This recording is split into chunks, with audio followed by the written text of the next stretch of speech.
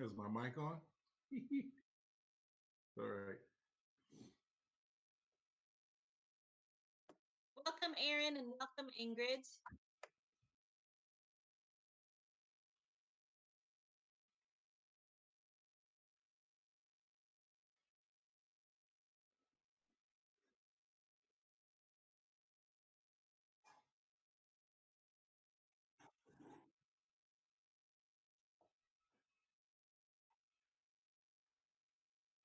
Welcome to the Center for Spiritual Living, Leesburg. I am Larry Branch, and I am a member of the spiritual community. Our theme for this year is 2020 Spiritual Vision. This month, our focus is celebrating divine truth. The title of the talk today is Welcoming the Shadow, given by Charlene Banks, one of our spiritual practitioners. Right now, we open our sacred space together, setting our intentions for our service and bringing our awareness to our unity and oneness, which is represented by this one lit candle. Let us close our eyes now as we bless this service today. Together, let us recognize the divine presence that moves through all things and know that this presence of love expresses as each of us in unique and beautiful ways. I know that we are blessed by the time together and that we are each renewed in our remembrance of love, peace, wholeness, and connection. I give thanks for everyone in attendance and for everyone who made our service possible today. May the energy of love that is generated here bless us all abundantly, and so it is. Please feel free to add to the chat or in the comments any prayer requests that you would like to be included later on in the service in our community, spiritual mind treatment, which is our form of affirmative prayer. We turn now to blessing the contributions and donations that are shared today for our center.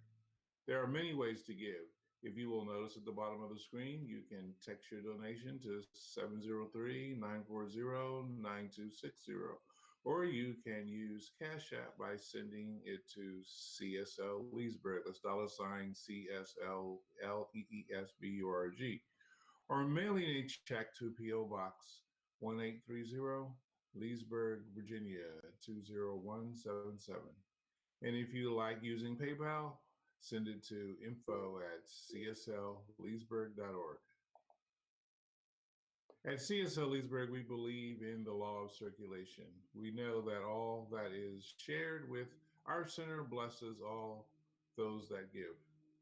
We are a tithing community, and in addition to helping us pay our expenses, which continue even though we're not meeting in person, we also tithe to our home organization as well as organizations that inspire us and help us further our vision of helping create a world that works for everyone.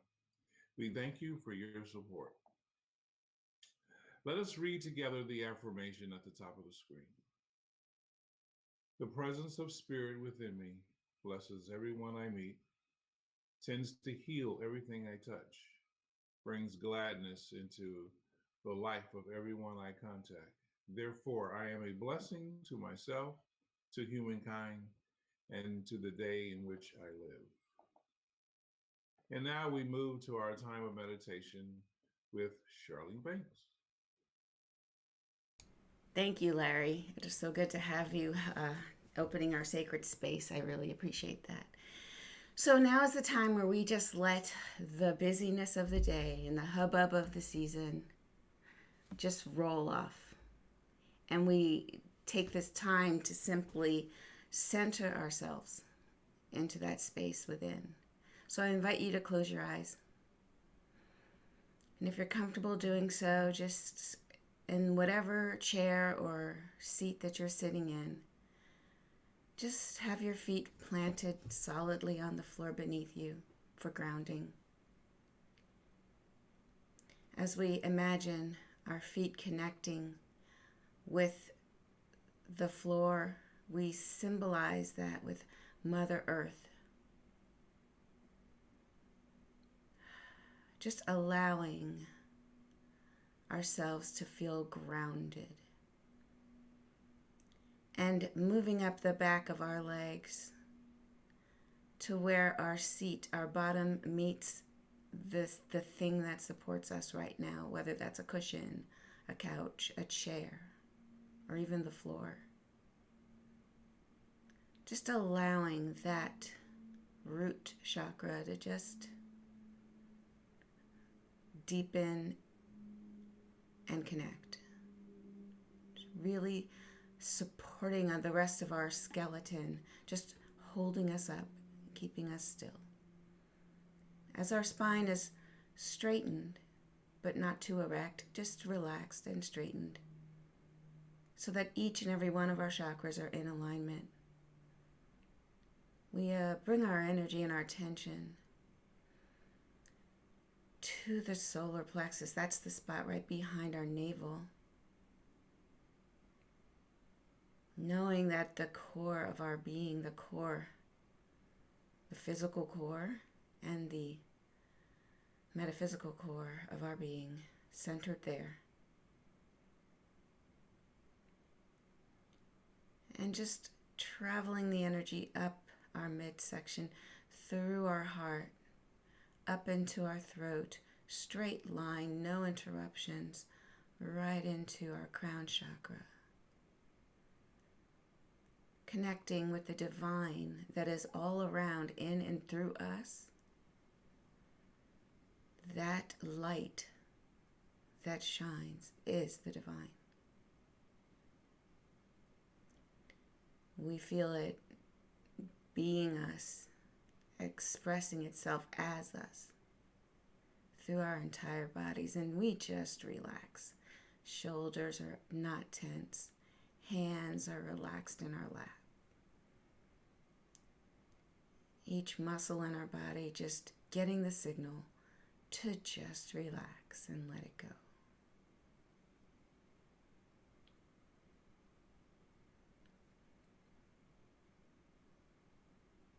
Now I invite you to take a nice deep cleansing breath with me, breathing in for 4 counts, holding it for 3 counts, and releasing it for 4 counts. So breathing in, 2, 3, 4, hold, 2, 3, out, 2, 3, 4. Twice more on your own.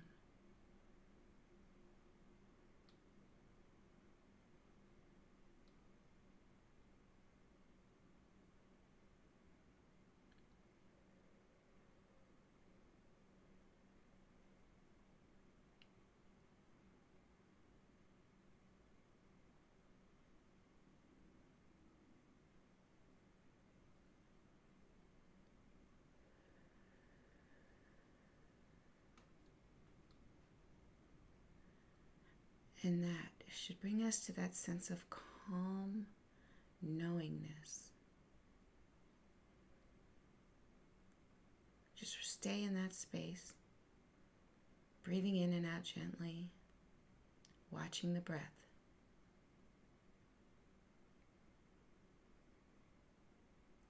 If your mind wanders, that's fine. Just bring it back to the breath. Do this for 5 minutes.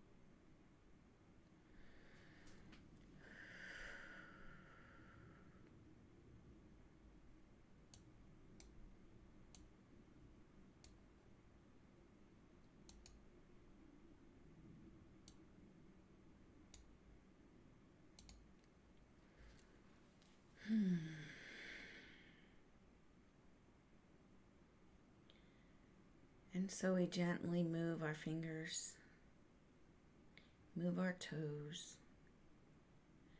to bring our energy back to this room where we are.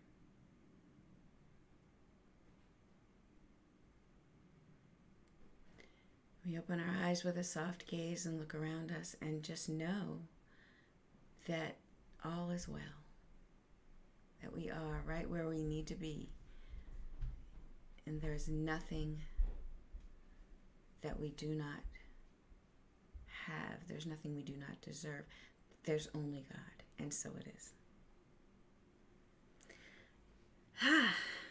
Now for some tunes.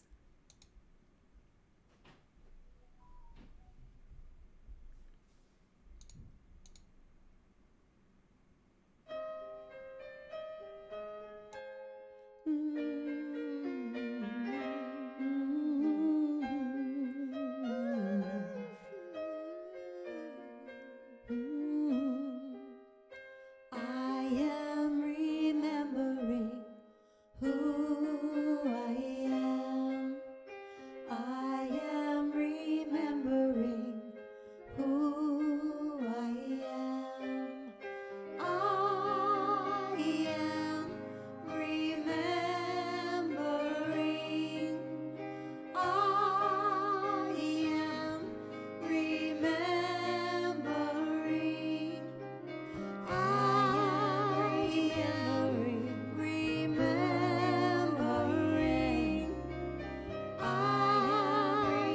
am remembering. I am remembering who I am. I am remembering who I am.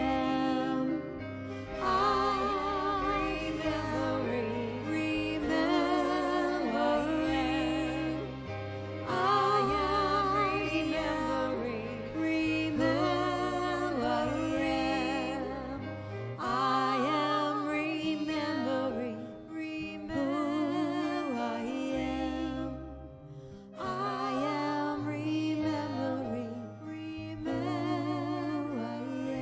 am. I am remembering who I am. I am remembering who I am.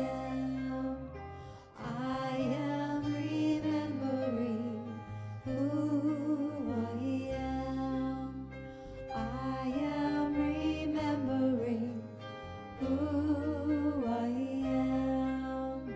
I am remembering who I am.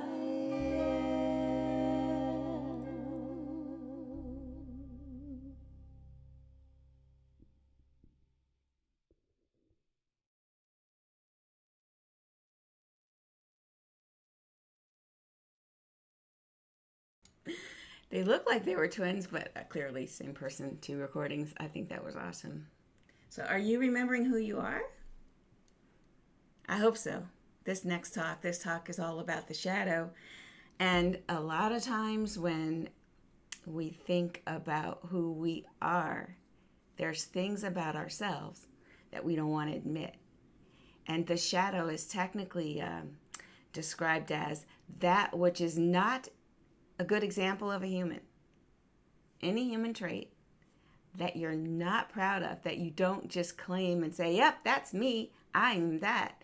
That's a shadow. That's the negative side of human nature. And so we're going to explore that shadow today, because a lot of times when you come into a teaching like this, or any spiritual teaching, we take negative traits that are just human traits and we set them aside.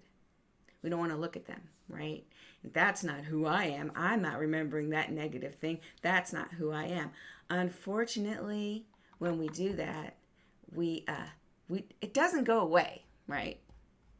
Just because you don't accept it or don't look at it doesn't mean it goes away. In fact, what can we learn from the shadow? In fact, now that it's winter, it's almost winter, shadows, we sort of need to embrace that, because the fear that there will be no light. We talk about this at the winter solstice, that on the winter solstice, it's the longest time you go without light, right? And then we have all these festivals of lights to remind ourselves, it's, there's light somewhere. It's going to be light soon, because we're not comfortable sitting in the shadow. And so what can we learn from the shadow, from the dark of winter? What kind of shadows do the light of summer cast? Think about that. What richness lives in the shadow? And so we don't want to turn away from it, right? Because we are created in the image and the likeness of God itself, perfect God. So if God is perfect, then so are we. However, there are times when we don't want to look at darkness. But the thing is, if you look at the darkness, then the light of God can be shown onto the darkness and it will dissipate. So, now we're not perfect in daily life, humans. We are made in the image and likeness of God, but we're not perfect in daily life. I can give you 15 examples from just this morning where I have not been perfect. And I don't know about you, but if you live with other people, sometimes we can keep track of their imperfections a little more closely than we keep track of our own. Anybody? Right? And so what we call that in 12-step programs, I know I love my 12-step program that I just got so involved with who God is in modern day, for me.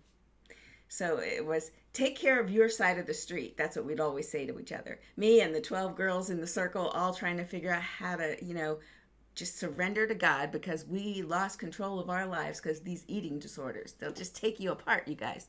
So we were sitting there and we're like, I can sit here and take your inventory. That's another word for listing all the bad things that you do.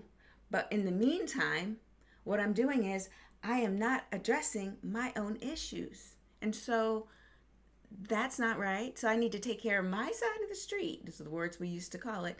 And that just means embrace it and, own your own misgivings, own your own imperfections.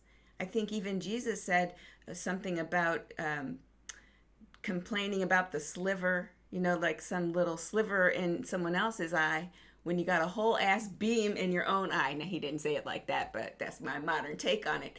Dude, you got a whole 2x4 sitting up in your eyeball, but you're talking about that other person's little splinter of wood. So stop it. We have to look at ourselves. And that's not easy. It's not easy because we have ego. The ego is trying to edge God out. See, that's an acronym. Ego is trying to edge God out. It tries to say, oh, I got this. I am going to puff up, I'm going to bloat who I am, and I'm going to appear a certain way in front of everybody. And I'm going to be, hopefully they'll put me on a pedestal and they won't see any of my flaws.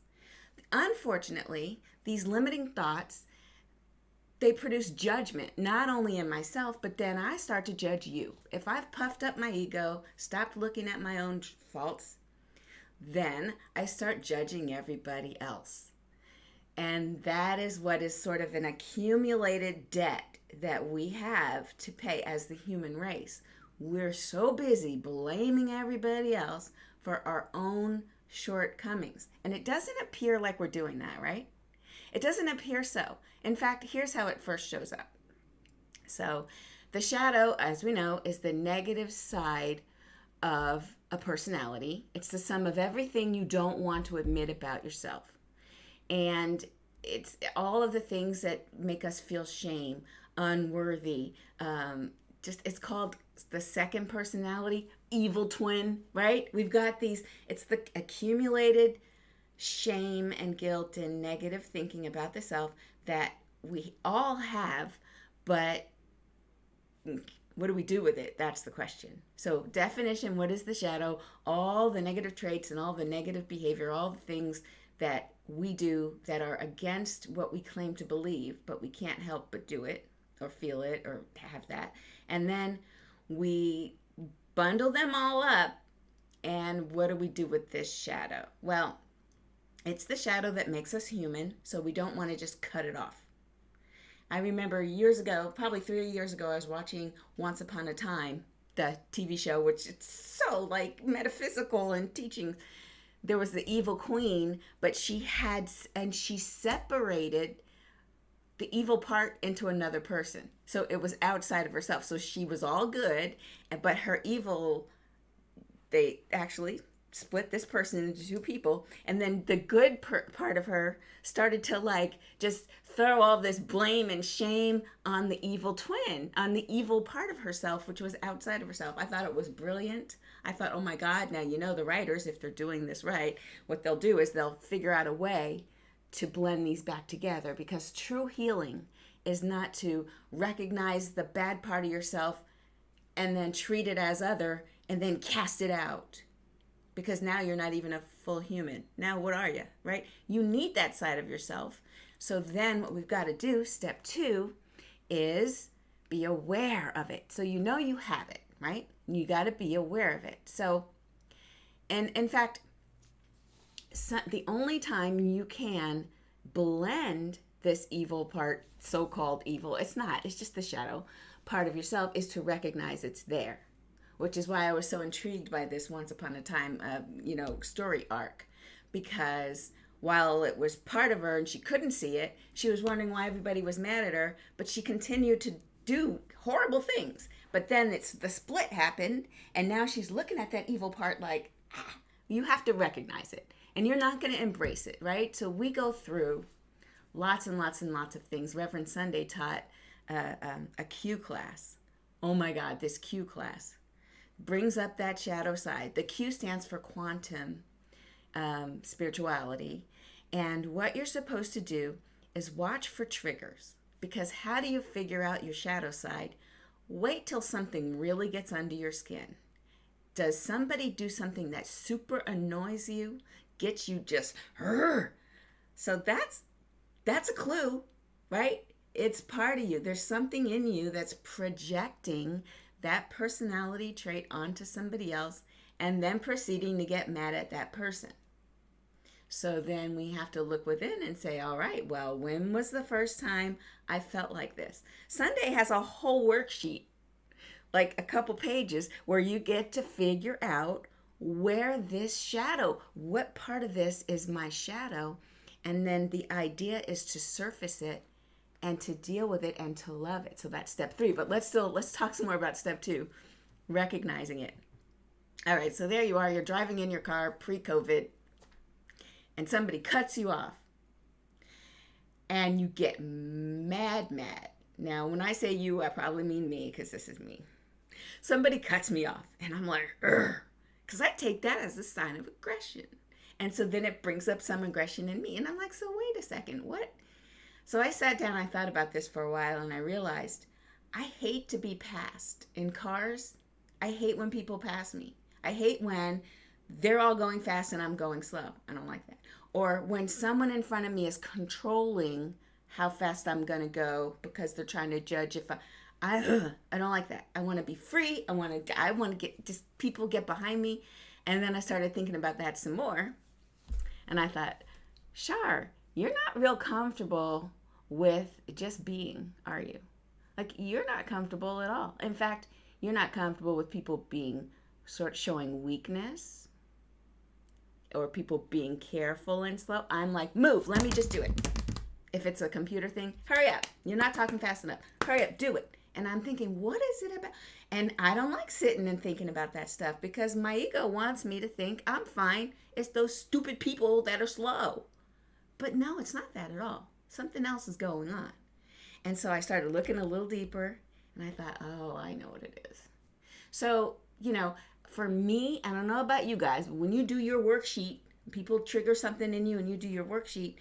I know for me what came up when I was younger, and I was a family of 2 older sisters and I was the youngest for years. I was the youngest one.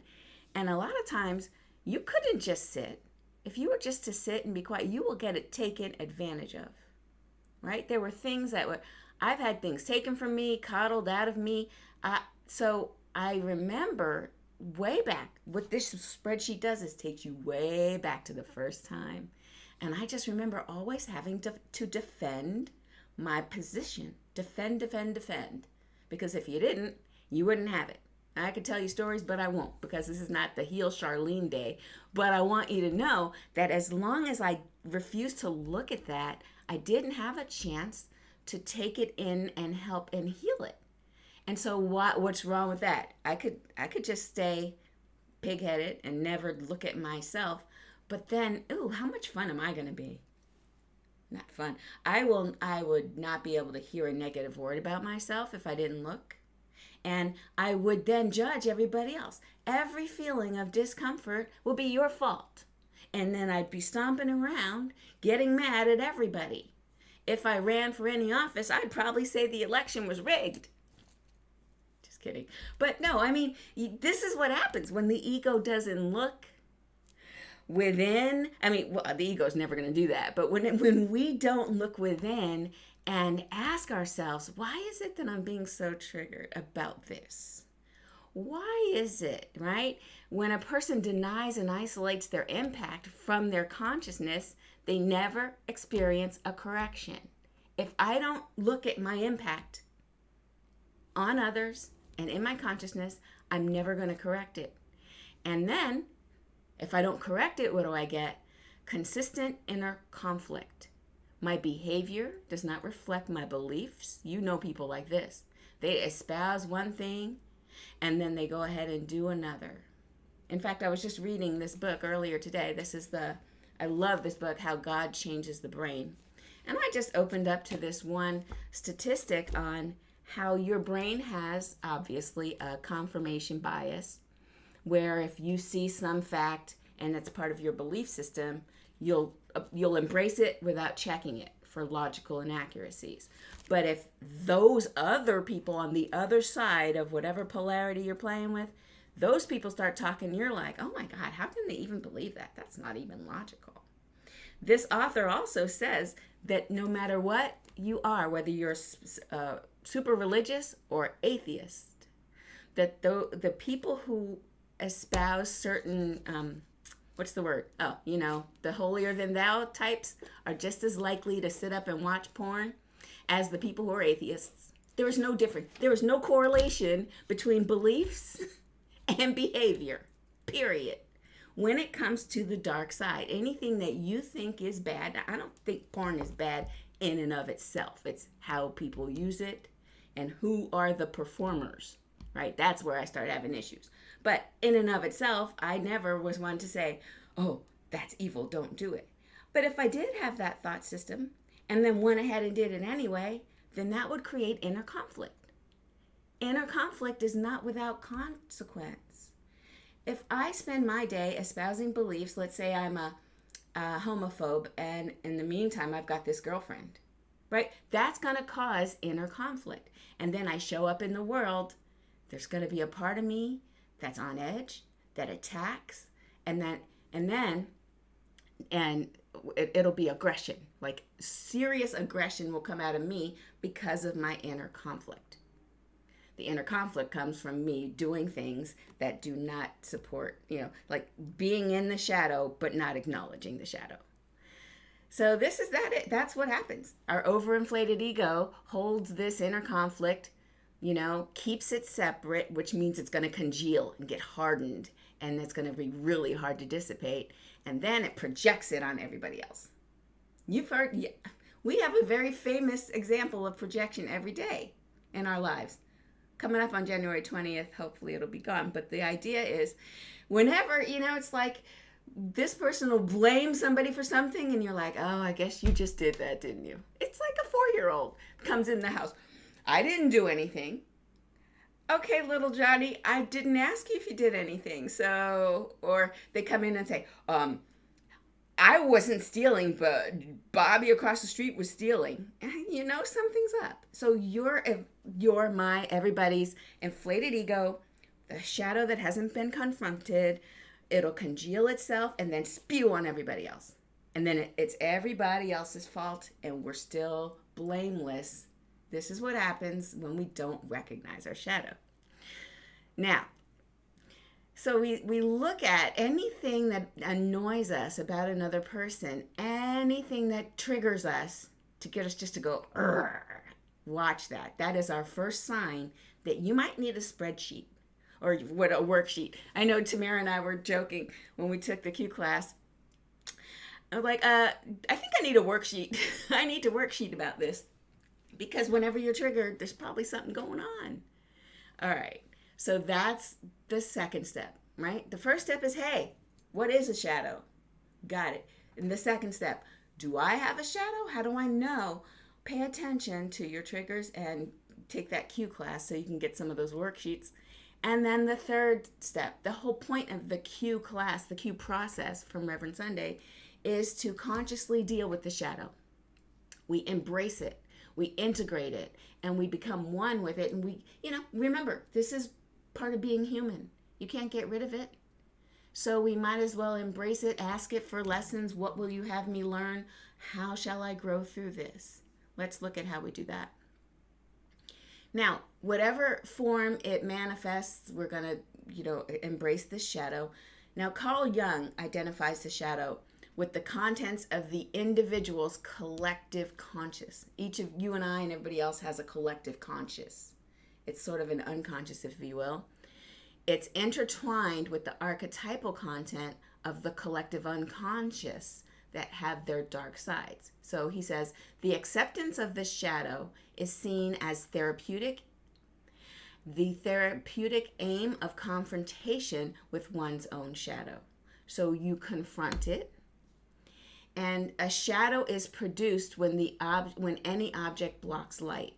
So what we're talking about is stop blocking the light. We allow the light of the God that shines within us. We just meditated on that earlier.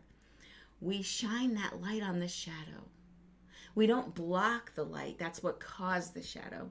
We shine it on the shadow.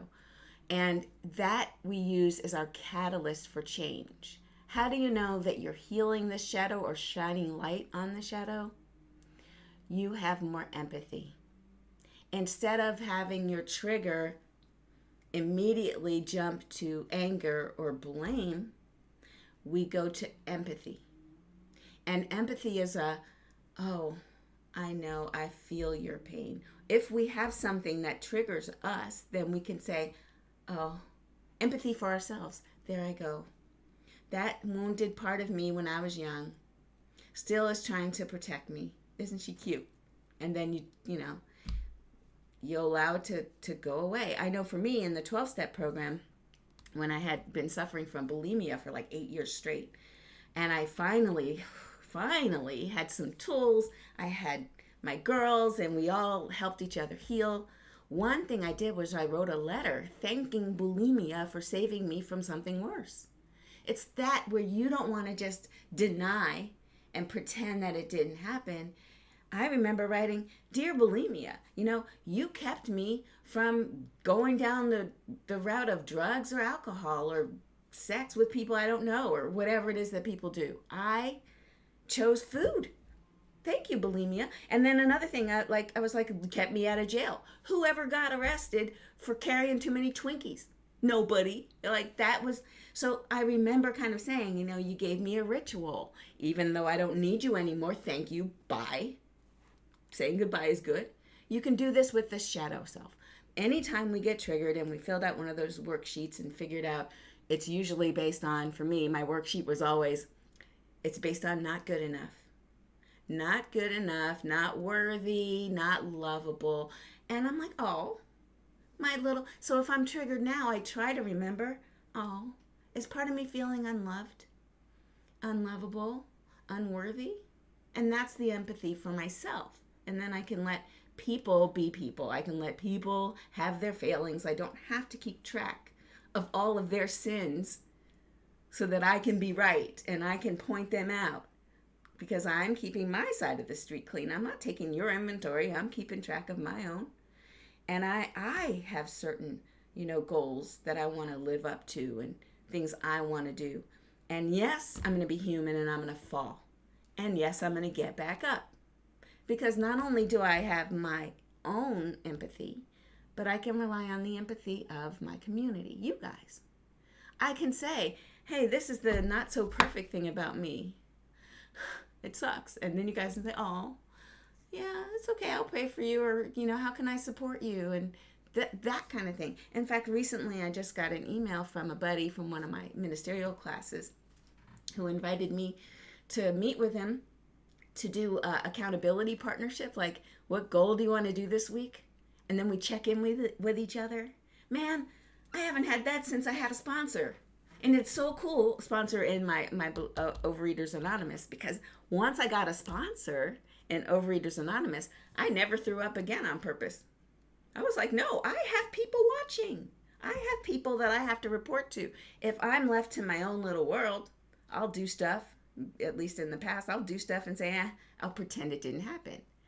But if you guys are like with me, if there's somebody watching, if there's somebody next to me, if there's somebody rooting me on, well, then I can't let you down. I guess I'll do it right. It's weird, but it's awesome. It's how we're made. We need each other. And that's why we get closer in these COVID times. It's why we meet every Tuesday, Thursday, Saturday. When are we all meeting? Like, when are we? We make sure we get together because there's something about connection that makes us strive to be better. And there's something about communion together that makes us support each other. We are that safety net for each other. And I can't think of anything today that I do that I would, I'm not perfect. I'll be late on all kinds of stuff. But I don't expect you guys to judge me because I'm not judging me anymore. And even if you do judge me, I have no idea you're doing it because I don't any longer project that judgment onto you. So it's very important that we do our inner work first. We accept who we really are. We allow, I don't know. I guess there's a difference between expecting ourselves to fail, allowing ourselves to fail, nobody wants to fail. But when it happens, it happens. Get up and go on. And we do that with ourselves. And then when we extend that empathy, that grace to others, and then if we're really getting fancy with it, we extend that grace to people who we don't really agree with. We extend it to all humanity. That's the practice. You with me? All right, let's do it together. Let us pray. And then now I want to also make sure that I have all the prayer requests here. There's a question, can you send Sunday's worksheet? I feel like you have to take the Q class, and it's she'll probably offer a workshop starting in January. I'll get her to do it because it's awesome.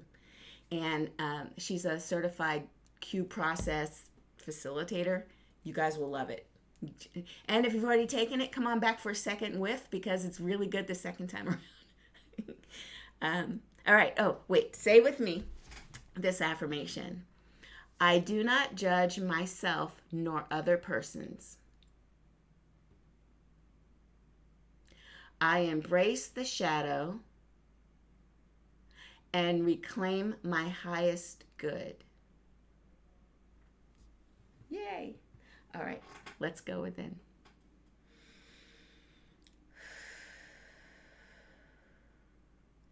And so I know that as we go within to that space that we cultivated so well earlier, that temple of the Most High that is within each and every one of us, we know there can be no separation. There can be no otherness. There's only one, and that one is God. God as me. God as each and every one of you. God moving through and as all of us in our lives. We live, we move, we have our beingness in the divine. And we cannot be separate from this. It is always where we are. We just simply need to turn our ear inward to hear the word of God. So since there can be no separation, wherever God is, there is love. Wherever God is, there is light. There is peace, power, beauty, joy. God is all those things, and God is everywhere present. So all of these attributes of God are right here, right now. We don't have to be worthy of them. We don't have to earn them. These attributes of God, the beauty of God is my beauty. The beauty of God, the love of God is my love. The life of God is my life. The light of God is my light. And I simply make myself more and more and more available to embody more and more and more of these qualities, because God is giving fully. It's me that opens to be more receptive. And in this space of receptivity, I speak my word for Lee Fontaine, Sunday's mom. It's knowing that the health and the wholeness of God is right where Lee is. That there is nothing but beauty and love and light swirling around, encompassing and loving on Lee. And I just feel the power of God embracing her right here, right now. I know all is well. I speak my word for Monty the kitty, that always health and wholeness vibrating through and as this beautiful furry friend of the Cotes. This furry family member is imbued with the love and the life of God, just as each and every one of us are. There's no separation. And I see Monty just vibrant with life. I speak my word for Kristen's beloved grandma Millie, who passed away on this day many years ago. May Millie's remembrance, may her spirit still bless and comfort her family. For there's no distance in God, that she's simply on the other side of the veil, just right there in spirit, just as she was in person. I speak my word for anybody who's currently struggling financially because of this crisis, or emotionally because of any reason as the holidays approach, that they are feeling enveloped in the warmth and the love of community and of strength and of connection, and they feel upliftment at this time. Just mental relaxation, just knowing the release of any sort of worry or congealed negative energy is just released in the light of God, because we're all one. It is right where they are. And I speak my word for Christopher, Karen's son, and that right where he is the divine right action of God, that everything is unfolding for Christopher's perfect good, even though he may not think so. I know that right here and right now, only good is unfolding. And I'm so excited about this word of mine that I've spoken into the law, because I know that the law of God always says yes, always responds to our word with the degree of livingness that we breathe into it. It just reflects it back and says yes. And so that's why I passionately know the truth about all these things and more. And that across the planet, there's an emerging sense of wholeness, connectiveness, and healing. Healing on the physical level, healing on the emotional level, and healing on the mental level. It is all evolving for the highest good of all. And so it is with this gratitude that I hold in my heart, having spoken my word into the law, knowing that it is already manifesting as I've spoken. I only have one thing left to do, and that is to say, thank you, God. Thank you, life. And I release my word into this law, knowing it is so. And so it is. And so I am. Amen. All right, let's have some tunes.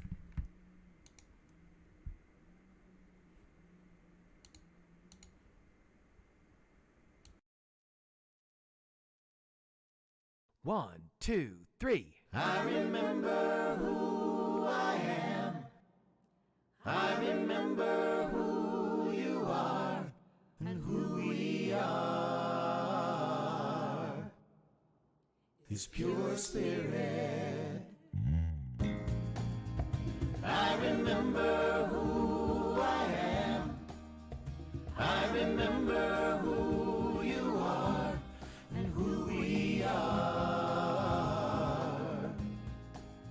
His pure spirit. We are life, we are light, we are love. We are joy, we are peace, we are wisdom, and beautiful harmony. We are pure spirit. I remember who I am. I remember who you are and who we are. His pure spirit. I remember who I am. I remember who you are and who we are.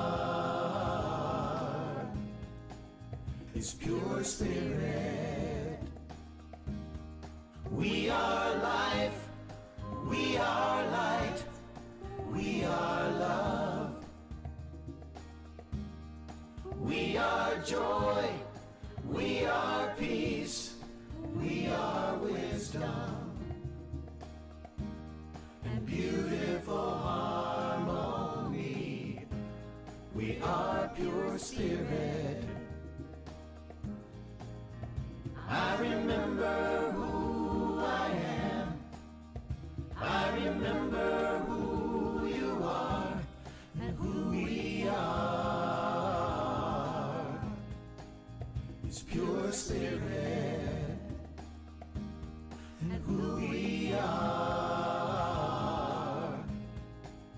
His pure spirit and who we are.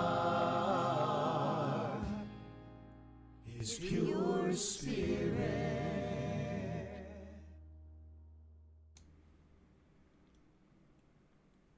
Yay. Alrighty. Well, that was amazing. Let me pin. All right, hold on.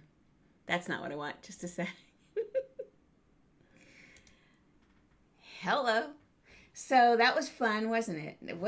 That was a group of ministers that all got together to provide us with their wonderful talent. So that was really fun. How many of you were dancing? Yeah. All right. So let's see. It's time for some announcements. Dream study on Tuesdays. And guys, it turns out I can make it. I can make dream study because I'm teaching a class next week, but it doesn't start till noon. So I can be at dream study. I like it. So what dream study is when we share all of our dreams.